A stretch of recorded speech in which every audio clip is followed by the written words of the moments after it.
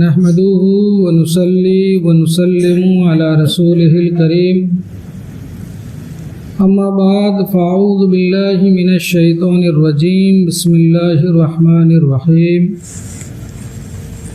قال الله تبارك وتعالى في القرآن المجيد والفرقان الحميد من يطيع الرسول فقد اطاع الله صدق اللہ مولانا العظیم وصدق رسوله النبی الامین الکریم ونحن على ذلك لمن الشاہدین والشاکرین والحمد للہ رب العالمین۔ آئیے سبھی حضرات مل کر اپنے آقا و مولا حضور تاجدار مدینہ سرکار دو عالم محبوب رب العالمین رحمت للعالمین مراد المشتاقین شفیع المذنبین ہم غریبوں کے آقا و پیشوا جناب احمد مجتبی محمد مصطفیٰ صلی اللہ تعالی علیہ وسلم کی بارگاہ بے کس پناہ میں عقیدت و محبت کے ساتھ باادب درود پاک پڑھیں۔ اللہم صلی علی سیدنا مولانا محمد وعلی آل سیدنا محمد بارک وسلم صلاۃ و سلام علیک یا رسول اللہ، صلاۃ و سلام علیک یا حبیب اللہ صلی اللہ تعالی علیہ وسلم۔ نبی اور آل نبی کی بارگاہ میں ایک دفعہ اور پڑھیں۔ اللہم صلی علی سیدنا مولانا محمد بارک وسلم صلاۃ و سلام علیک یا رسول اللہ، صلاۃ و سلام علیک یا حبیب اللہ صلی اللہ تعالی علیہ وسلم۔ معزز سامعین، اسی عنوان پر آپ نے مختصر گفتگو سماعت فرمایا ہے۔ آج اور کچھ مختصر گفتگو آپ سماعت فرمائیں، کیونکہ جتنے خوش نصیب حضرات اللہ تبارک و تعالیٰ کی عبادات میں دلچسپی رکھتے ہیں، محبت کے ساتھ اللہ رب العزت کی اطاعت و فرما برداری کرتے ہیں اور عبادات میں اپنا وقت دیتے ہیں، ہر محنت طلب شخص کو جب ان کی محنت کے بدلے کا انعام و اکرام کا پتہ چل جائے تو پھر انہیں وہ کام کرنے میں دلچسپی بڑھ جاتی ہے۔ ہم جب نمازیں پڑھتے ہیں، جماعت میں حاضری کی پابندی کرتے ہیں، سنن و نوافل پڑھتے ہیں، اللہ اور اس کے رسول کا اس کے متعلق سے کیا حکم اور فرامین عالی شان ہیں، جب ہمارے گوشے گزار ہوں گے اور ہمیں معلوم ہوگا تو ہمیں عبادات میں دلچسپی ہماری بڑھے گی انشاءاللہ تعالی۔ اللہ کے رسول صلی اللہ تعالی علیہ وسلم کی سنتوں پر عمل کرنا اور اللہ تبارک و تعالیٰ کی اطاعت و فرما برداری کرنا، عبادات میں اپنے دن اور اپنی راتیں کاٹنا اور گزارنا، میرے دوستو عزیزو بزرگوں، سمجھو کہ یہ دلوں کا چین ہے۔ آپ یقین جانیں کہ یہ تقویٰ ہے، یہ پرہیزگاری ہے، یہ دلوں کا سکون ہے، یہ تمام مسئلوں کا حل ہے، یہ تمام پریشانیوں کا علاج ہے، تمام بے قراریوں کا قرار ہے، ساری بے چینیوں کے چین اور سکون کا علاج یہی ہے۔ جب بندہ بے قرار ہو جائے، بے چین ہو جائے اور حالات اور زمانے سے پریشان ہو کر بے قرار ہو جائے تو بندہ اپنی پیشانی سچائی کے ساتھ بارگاہ رب میں جھکا دے، رب اسے چین و قرار عطا فرما دیتا ہے، رب ان کی مصیبتوں کو دور فرما دیتا ہے، رب اس کی بے چینیوں کو چین سے بدل دیتا ہے، رب اس کی بے قراریوں کو قرار سے بدل دیتا ہے، اس کے رنج و غم کو خوشیوں فرما دیتا ہے کہ میرا رب کائنات وہ قادر مطلق ہے، وہ ہر چیز کے کرنے پر قادر ہے، رب جو چاہے وہ کر سکتا ہے۔ معزز سامعین، ایک دفعہ درود پڑھی، اللہم صلی علی سیدنا مولانا محمد بارک وسلم، صلاۃ و سلام علیک یا رسول اللہ صلی اللہ تعالی علیہ وسلم۔ معزز سامعین کرام، حضور علیہ السلام کی سنتیں کچھ عبادات میں ہیں، کچھ عادات میں ہیں۔ عبادات میں کچھ سنن ہدا جسے سنت مؤکدہ کہے جاتے ہیں، اور کچھ سنن زوائد جسے غیر مؤکدہ کہے جاتے ہیں۔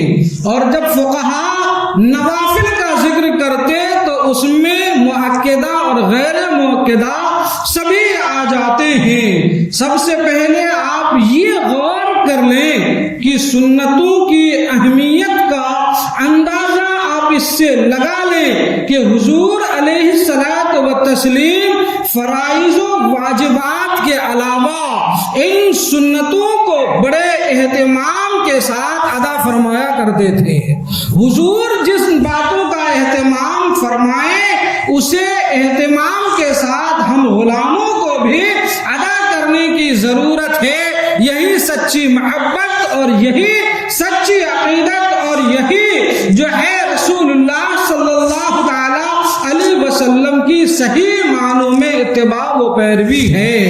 اور یہ سب سے بڑی بات گانٹھ باندھ لینے والی ہے، اور وہ یہ ہے کہ سنت مؤکدہ کے تعلق سے حضرت صدر الشریعہ بدر الطریقہ حضرت علامہ مفتی امجد علی اعظمی علیہ الرحمہ ورضوان بہار شریعت کی چوتھے حصے سنن و نوافل کے بیان میں فرماتے ہیں کہ سنت مؤکدہ اگر ایک آدھ دفعہ کوئی چھوڑ دے تو مستحق ملامت ہے، اور اگر چھوڑنے کے عادی ہو جائے بلا عذر جان بوجھ کر چھوڑے تو وہ شخص گنہگار بھی ہے، مستحق عذاب نار بھی ہے، اور مردود الشہادہ بھی ہے۔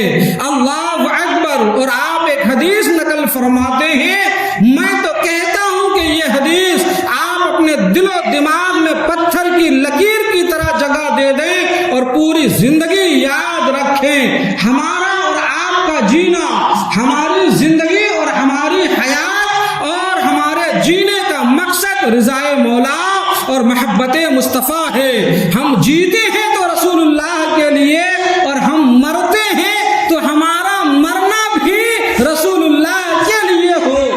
اسی لیے تو ہم مومنین اہل سنت والجماعت اور پوری کائنات کے مومنین کے دلوں میں یہ تمنائیں انگڑائیاں لے رہی ہوتی ہے کہ جب ہم مریں تو یا رسول اللہ مر کر جب قبر میں پہنچے تو آپ اپنا جلوہ زیبا کا دیدار کروا دیں۔ سبحان اللہ۔ اور یہی جذبہ صادق کی بنیاد پر تو ہم موت کو محبوبہ کی طرح گلے لگاتے ہیں کہ موت سے ہم کسی دم ڈرتے نہیں، کیونکہ یہ موت ہی تو وہ دیوار ہے کہ گرے گی تو میری آنکھیں اپنے ماتھے کی کھلی آنکھوں سے اپنے مصطفیٰ کے رخ انور کی زیارت کر سکے گی۔ سبحان اللہ۔ اور جب قبر کے مرحلے سے گزر کر جب میدان محشر میں حاضری ہوگی تو وہاں یہاں بیٹھے ہوئے ہر شخص سے پوچھئے، اور خود ہر شخص اپنے آپ سے پوچھے، ہمیں اپنی نمازوں پر،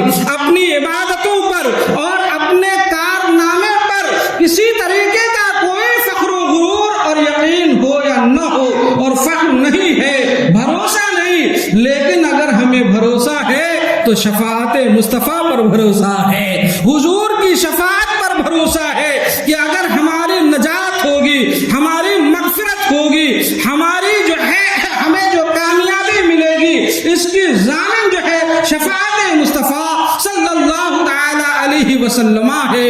اور ہمارے مصطفیٰ فرماتے ہیں، سنیے اور بغور سنیے، نبی فرماتے ہیں جو میری سنتوں پر عمل نہیں کرتا میں اس کی شفاعت نہیں کروں گا۔ اللہ اکبر۔ سنیے، ایک دفعہ اور سنیے، حضور فرماتے ہیں جو میری سنتوں پر عمل نہیں کرتا میں اس کی شفاعت نہیں کروں گا۔ اللہ اکبر اللہ اکبر، اس سے بڑی وعید اور کیا ہو سکتی ہے؟ اور حدیث پاک میں یہاں تک بھی آیا ہے، حضور نے ارشاد فرمایا جو شخص سنتوں پر عمل نہیں کرتا اس کے اوپر اللہ اور اس کے رسول کی لعنتیں ہوتی ہے۔ اللہ اکبر، معلوم یہ ہوا کہ سنتوں کو ترک کرنا، سنتوں کو چھوڑنا شفاعت کبریٰ سے محرومی ہو سکتی ہے۔ اور ایک جگہ ارشاد ہوتا ہے جو لوگ سنتوں پر عمل نہیں کرتے معاذ اللہ اس کے خاتمہ برا ہونے کا ڈر ہے۔ اللہ اکبر اللہ اکبر، ہم تمام مومنین کو اللہ اپنے محبوب کی سنتوں پر عمل کرنے کی توفیق عطا فرمائے، سب کہیں آمین۔ عمل کرنے کی توفیق عطا فرمائے۔ اللہ اکبر، اللہ کے پیارے حبیب صلی اللہ تعالی علیہ وسلم فرماتے ہیں، بخاری شریف کی حدیث پاک ہے، نبی نے ارشاد فرمایا، اللہ ارشاد فرماتا ہے کہ بندوں میں سے جو شخص میرے دوست کے ساتھ لڑائی کا ارادہ کرے گویا اس نے مجھ سے جنگ کرنے کا اعلان کر دیا۔ اور فرماتے ہیں کہ بندے فرائض کے ذریعے میرا قرب پاتے ہیں اور نوافل کے ذریعے قرب پر قرب پاتا جاتا ہے، یہاں تک کہ میں اسے اپنا دوست بنا لیتا ہوں، اور جب میں اسے اپنا دوست بنا لیتا ہوں تو وہ مجھ سے جو مانگتا ہے میں اسے عطا کرتا ہوں، حتیٰ کہ اگر وہ مجھ سے میری جنت مانگتا ہے تو میں اسے اپنی جنت عطا کرتا ہوں، اور مجھ سے اگر میرے عذاب کی نجات مانگتا ہے تو میں اسے جہنم سے نجات عطا فرما دیتا ہوں۔ سبحان اللہ۔ حضرات گرامی، یہ نبی صلی اللہ تعالی علیہ وسلم کا فرمان علی شان ہے۔ اتنا ہی نہیں، اب آپ دیکھیے سنت مؤکدہ کیا کیا ہے، پہلے اسے ہم سمجھتے ہیں۔ سنت مؤکدہ فجر سے شروع کرتے ہیں، فجر سے پہلے 2 رکعت نماز، یہ سنت مؤکدہ ہے۔ ظہر میں 4 رکعت ظہر سے پہلے، یعنی ظہر کی فرض سے پہلے 4 رکعت اور ظہر کی فرض کے بعد 2 رکعت، یہ سنت مؤکدہ ہے۔ مغرب کے بعد 2 رکعت، یہ سنت مؤکدہ ہے۔ عشاء کے بعد 2 رکعت، یہ سنت مؤکدہ ہے۔ اب آئیے ایک حدیث پاک میں حضور نبی کریم صلی اللہ تعالی علیہ وسلم ارشاد فرماتے ہیں، اس حدیث پاک کے راویہ حضرت ام المومنین حضرت حفصہ رضی اللہ ام حبیبہ رضی اللہ تعالی عنہا ہے، ترمذی شریف کی حدیث ہے، اور اسے عنوان سے ترمذی میں باب بھی باندھ دیا گیا ہے۔ میرے آقا ارشاد فرماتے ہیں، جس نے ایک دن میں 12 رکعتیں فرائض و واجبات کے علاوہ پڑھی، اللہ تبارک و تعالی اس کے لیے جنت میں ایک محل تعمیر فرماتا ہے۔ سبحان اللہ۔ فرائض و واجبات کے علاوہ 12 رکعتیں پڑھتا ہے، اس کے لیے رب جنت میں محل تیار کرتا۔ اب وہ 12 رکعت کیا ہے؟ آپ انگلیوں میں گن لیں۔ فجر سے پہلے 2 رکعت، ظہر سے پہلے 4 رکعت، ظہر کے بعد 4 رکعت، مغرب کے بعد 2 رکعت اور عشاء کے بعد 2 رکعت، یہ 12 رکعتیں ہوئی، یعنی یہ سنت مؤکدہ۔ اور اس کے علاوہ احادیث میں فجر کی سنت کے لیے خصوصی ربط نبی نے خصوصاً جو ہے اس کی فضیلت بیان فرمایا، ظہر کی خصوصی فضیلت بیان فرمایا، عصر و مغرب اور عشاء کی خصوصی جو ہے فضیلت بیان فرمایا۔ میرے آقا صلی اللہ تعالی علیہ وسلم فرماتے ہیں کہ فجر سے پہلے جو 2 رکعت نماز سنت ہے، یہ 2 رکعت نماز دنیا وہ ما فیہا دنیا، یعنی دنیا اور دنیا میں جتنی چیزیں ہیں ان تمام چیزوں سے زیادہ بہتر فجر کی 2 رکعت سنتیں ہیں۔ سبحان اللہ۔ ایک حدیث کا مفہوم ہے، فرماتے فجر کی سنتوں کا ایسا اہتمام کرو کہ اگر تیز دوڑنے والے بھاگنے والے گھوڑے کی پشت پر سوار ہو اور وہ تمہیں لیے بھاگا جا رہا ہے پھر بھی فجر کی سنت نہ چھوڑو۔ علماء فرماتے ہیں اس کا مطلب یہ ہے کہ چاہے کتنا بھی ضروری کام کیوں نہ ہو جائے اس کے باوجود بھی فجر کی سنت نہ چھوڑی جائے۔ ظہر کی سنت کے بارے میں میرے آقا صلی اللہ تعالی علیہ وسلم فرماتے ہیں، وہی ام المومنین حضرت ام حبیبہ رضی اللہ تعالی عنہا راویہ ہیں اور ام سلمہ بھی راویہ ہیں، کئی روایت سے یہ حدیث آئی ہے، فرماتے ہیں جو شخص ظہر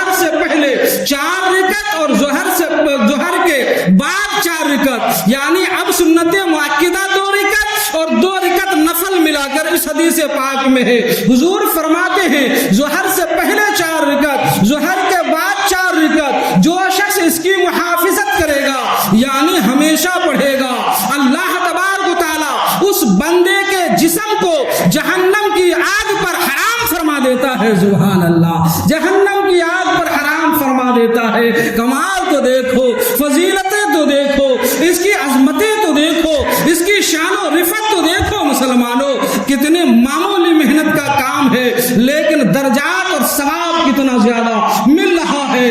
عصر کی پہلی سنت کے بارے میں حضور فرماتے ہیں جس نے عصر کی سنت پڑھا رب اس پر رحم فرمائے گا۔ اور ایک حدیث پاک میں ہے کہ جو شخص مغرب کی نماز کے بعد 6 رکعت سنتیں ادا کرتا ہے، اللہ تبارک و تعالی 12 سال عبادتیں کرنے کا ثواب اسے عطا فرماتا ہے۔ جو مغرب کے بعد 6 رکعت سنت پڑھتا 12 سال کی عبادت کا ثواب فرماتا ہے۔ اور ایک حدیث میں ہے کہ اگر اس کے گناہ سمندروں کے جھاگ کے برابر ہو تب بھی اللہ تبارک و تعالی اس کے گناہوں کو معاف فرما دیتا ہے۔ میں اب یہاں رک کر آپ کو ایک بات عرض کر دینا چاہتا ہوں، جسے مغرب کی نماز کے بعد اسے جو ہے صلاۃ الاوابین بھی کہے جاتے ہیں۔ کچھ لوگوں کا طریقہ یہ ہوتا ہے کہ مغرب کی نماز پڑھنے کے بعد وہ جو ہے 2 رکعت سنت مؤکدہ پڑھ لیتے ہیں، اس کے بعد پھر جو ہے 2 کر کے 6 رکعت پڑھتے ہیں۔ نہیں، جبکہ کتابوں میں، حدیث پاک میں اور فقہ کی بڑی بڑی کتابوں سے یہ بات سمجھ میں آتی ہے۔ حضور نے فرمایا مغرب کے بعد جس نے 6 رکعت نماز پڑھی اس کے لیے یہ فضیلت ہے۔ لہذا اب میں آپ سے عرض یہ کرنا چاہتا ہوں کہ مغرب کی فرض پڑھنے کے بعد 2 رکعت سنت مؤکدہ تو ہم پڑھتے ہی ہیں، الحمدللہ ہماری عادت میں ہے، بھائیوں کی عادت میں ہے۔ پھر اس کے بعد 2 رکعت نفل آپ پڑھتے ہی ہیں، الحمدللہ یہ آپ کی عادت میں ہے۔ میں کہتا ہوں فقہا کی روشنی میں کہ 2 رکعت آپ اور بڑھا لیں، یہ 2 رکعت سنت مؤکدہ اور 4 رکعت جو نفل آپ پڑھیں گے، یہ 6 رکعت مل کر جو ہے اوابین کی بھی نماز ہو جاتی ہے۔ اور حضور نے جو فرمایا مغرب کے بعد جو 6 رکعت پڑھ لے اس کے لیے 12 سال کی عبادت کا ثواب بھی ہے، اور سمندروں کے جھاگ کے برابر اگر گناہ ہو تو اس کی معافی کا اعلان بھی ہے۔ سبحان اللہ۔ لہٰذا جو بھائی مغرب کے بعد سنت مؤکدہ سبھی پڑھتے ہیں، دیکھتا ہوں الحمدللہ آپ 2 رکعت نفل بھی پڑھتے ہیں، اسی میں مزید اور 2 رکعت پڑھ لیں اور عادت میں شامل فرما لیں، آپ کو بے پناہ ثواب مل رہا ہے۔ سبحان اللہ، بے پناہ ثواب مل رہا ہے۔ اور اس کے علاوہ بہت سے سنن و نوافل ہیں جو الگ الگ اور جدا گانا فضیلت کی حامل ہیں اور اس کے خیر و برکات بھی ہیں۔ اللہ اکبر۔ نمازوں کے تعلق سے علامہ نے ایک قصہ اور ایک واقعہ نقل فرمایا ہے۔ وہ واقعہ یوں نقل فرماتے ہیں، اللہ اکبر۔ واقعہ بیان کرنے سے پہلے میں آپ کو ایک حدیث اور سنا دوں، بڑی پیاری حدیث ہے اور حدیث پاک کی بڑی کثیر کتابوں میں یہ حدیث موجود ہے۔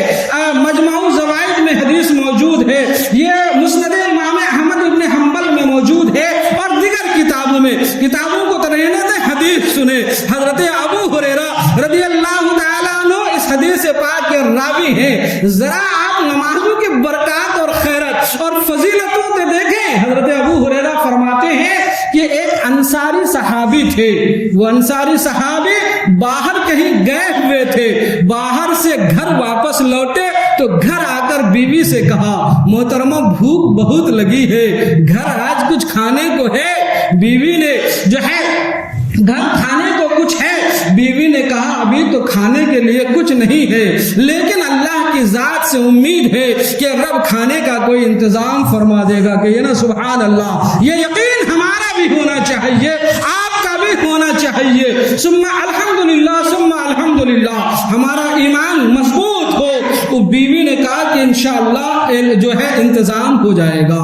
وہ انصاری صحابی رضی اللہ تعالی عنہ بیوی سے کھانا مانگا، جب روٹی ملنے کی امید نہ ہوئی نا تو گھر سے باہر چلے گئے۔ جب گھر سے باہر گئے تو بیوی کو بڑی پریشانی لاحق ہو گئی۔ ادھر بیوی پریشان ہوئی، ادھر وہ انصاری صحابی گھر سے باہر بیابان کی طرف چلے گئے۔ اس وقت تو اتنی की कसरतें और आबादियां तो न थी ना, चैन और सुकून की जगह वो क्या गैर आबाद जगह यानी जंगलात हुआ करते थे। वो जंगलात की तरफ चले गए, वहां जाकर उन्होंने कुछ नवाफिल पढ़े, रब की बारगाह में दुआएं की।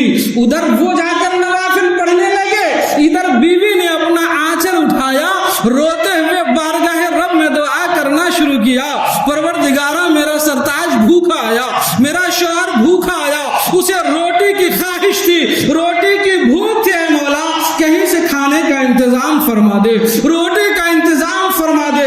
गिरगिरा कर बारगाह रब में दुआ की और उठी, उठकर जाकर सामने जो चक्की रखी हुई थी ना, तो चक्की जो पाट वाले होते थे गेहूं पीसने वाले, उन पूरी चक्की को पाट पर रखकर तैयार कर देती है। तैयार करने के बाद अपने तन्नूर यानी चूल्हा के पास जाती है, चूल्हे को गर्म कर देती है और चूल्हे को गर्म किया, अपनी चक्की को दुरुस्त फरमाया, तैयार किया, वापस आ गए। और वापस आने के बाद फिर थोड़ी देर बाद वो खातून, वो सहाबिया चक्की के पास जाती है, तो अल्लाह की कुदरत का करिश्मा देखो और अपने बंदों पर करम नवाजी देखो।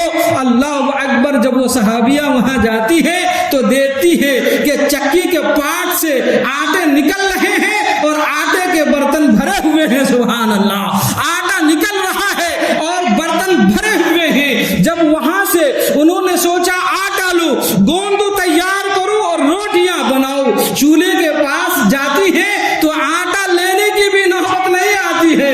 देखती है कि गरम चूल्हे से गरम गरम रोटियां तैयार निकल रही है। सुभान अल्लाह, गरम रोटियां निकल रही है, इधर रोटी निकल रही, उधर शौहर ने दरवाजा खटखटाया, अंदर आए। बीवी से आकर कहा क्या मेरे जाने के बाद कोई आया था जो आटा दे गया और इतनी गरम गरम रोटियां तैयार आपने की है? बीवी ने कहा कोई आया तो न था, लेकिन बारगाह रब में आंचल फैलाकर रोटी की दुआ की तो रब ने लाज रख ली। और देखिए ये सारा आटा और ये रोटी खुद ही रब की कुदरत की करिश्मा साजी से आटा चक्की से उबल रहा है और रोटियां गरम चूल्हे पे तैयार हो रही है। सुभान अल्लाह, ये नवाफिल नमाज रब की बारगाह में सजदा करने की बरकतें होती है, रब से दिल लगाने की बरकतें होती है। आज हमारे ऊपर कोई परेशानियां हो जाए तो हम परेशान हो जाते हैं, हम बिलबिला उठते हैं, हम शिकवा व शिकायत करने लगते हैं, गिला करने लगते हैं। नहीं मेरे दोस्तों, अजीजों, बुजुर्गों, नहीं, आप अपना लो अपने रब से लगा लो, रब की बारगाह में आ जाओ। आपने नहीं सुना जब भी हुजूर को कोई बड़ा मामला पेश आता, हुजूर नमाज के लिए खड़े हो जाते, जिसे नमाज हाजत भी कहा जाता है। हुजूर नमाज पढ़ते और काम पूरे हो जाया करते थे। अगर हम परेशान हो जाए तो मस्जिदों से दूर हो जाते हैं। हमारा तरीका पलट गया है, हमारा अंदाज़ जिंदगी उलट गया है। सहाबा और बुजुर्गों का आलम ये था कि जब वो परेशान होते तो अपने रब से लो ज्यादा लगाते थे। हम परेशान हो तो मस्जिदों से हमारी दूरियां बढ़ जाती है। जरा अपने बुजुर्गों को देखिए तो सही। आज के दिन मुहद्दिस मुबारक पूरी हजरत अब्दुल अजीज मारूफ बे हाफिज मिल्लत अलैहि रहमा व रिदवान, जो अल जामियतुल अशरफिया मुबारकपुर यूनिवर्सिटी के बानी हैं और जो है बानी हैं, आज आपका उर्स का दिन है, आज ही आपका यौमे विसाल है। अल्लाहु अकबर। हमारे बुजुर्गों को सुन्नतों पर अमल करते हुए देखिए, अश अश करें और आंखें अश्कबार हो जाती है। उलमा लिखते एक दफा आपके पाँव में जख्म हो गया, फोड़ा निकल आया, दाहिने पाँव में चूंकि फोड़ा था, अब उसको तबीब को बुलवाया गया और बुलाकर बताया गया तो तबीब ने कहा कि आप मोजा उतारें और उसमें दवा लगा दी जाए। तो आप दोनों पाँव में मोजे पहने हुए थे तो आपने बाएं पाँव का मोजा उतारा। जब आप बाएं पाँव का मोजा उतारने लगे तो डॉक्टर ने कहा हाफिज साहब, इतने बड़े मुहद्दिस थे लेकिन उस इलाके में लोग आपको हाफिज जी कहा करते थे, जिनके कारनामे का आलम यह है कि आज अल जामियतुल अशरफिया मुबारकपुर से फारिग होने वाले उलमा का टाइटल मिसबाही होता है और वहां से फारिग होने वाले उलमा आज के दौर में पूरी दुनिया के हर गोशे, हर खित्ते, हर इलाके में जहां जितने बड़े काम होते हैं उन काम करने वालों में मिसबाहियों का हाथ जरूर आपको کو نظر آئے گا. یہ آپ کا فیضان نظر ہے اور آپ کی دعاؤں کا اثر ہے. آپ نے فرمایا میرے اس باغ فردوس سے جو بھی بچہ نکلے گا وہ جس فیلڈ میں اور جس میدان میں جہاں چلا جائے میری دعا ہے اس کے لیے کہ رب اسے اس میدان میں کامیابی عطا فرمائے گا. انہیں کڑیوں میں سے آپ اگر یہاں دیکھ لیں تو ہمارے اور آپ کے شیخوں کے شیوخوں کے شیخ اور پیر حق اور جو ہے حضرت شیخ الاسلام حضور مدنی میاں مدہ ذلہ العالی، دیکھیں آپ بھی اسی الجامعۃ الاشفیہ مبارک پور کے باغ فردوس کا ایک مہکتے گلاب ہے جو آپ اپنی مہکتے گلاب اور چمن سے پوری دنیا کو رسول اللہ کی سنت اور شریعت کی پاسداری کی ایسی خوشبو پھیلا رہے ہیں کہ دنیا کے لوگ اپنی مشام جاں کو معطر فرما رہے ہیں. یہ حضور حافظ ملت آپ نے ارشاد فرمایا ڈاکٹر صاحب میرے نبی کریم صلی اللہ تعالی علیہ وسلم کی سنت اور عادت کریمہ ہے کہ جب بھی پاؤں میں آپ جوتے پہنتے موزے پہنتے تو پہنتے وقت پہلے داہنے پاؤں ڈالتے اور جب اتارتے تو موزہ پہلے بائیں پاؤں سے اتارتے. میں نے پہلے بائیں پاؤں کا موزہ اس لیے اتارا ہے تاکہ میرے نبی کی سنت پر عمل ہو جائے. سبحان اللہ، عمل ہو جائے. سبحان اللہ، یہ ہمارے بزرگوں کا عمل ہے. ایک حدیث مختصر میں ایک واقعہ میں مختصر میں سناؤ، وقت ہوا چاہتا ہے. ایک بار درود پڑھی اللہم صلی علی سیدنا مولانا محمد بارک وسلم صلاۃ و سلام علیک یا رسول اللہ صلی اللہ تعالی علیہ وسلم. علماء فرماتے ہیں ایک شخص صبح فجر کے وقت اول وقت میں نماز کے لیے اٹھا، تیاری کی، مسجد کے لیے روانہ ہوا. باہر نکلے تو محلے میں نکر پر شیطان کھڑا تھا، اس نے دھکا دے دیا، گرا، کپڑے خراب ہو گئے.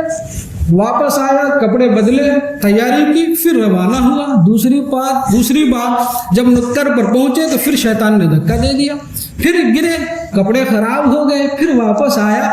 تیسری بار جب گئے نا تو چراغ لے کر ایک بندہ وہاں کھڑا تھا، چراغ لے کر کھڑا تھا. کیا کر رہے ہو بھائی؟ کہ آپ کو راستہ دکھانا چاہتا ہوں. چراغ دکھاتے ہوئے اس بندے کو مسجد کے دروازے تک لے گیا. اب وہ بندہ مسجد میں جانے لگا تو وہ چراغ والا وہاں سے پلٹنے لگا.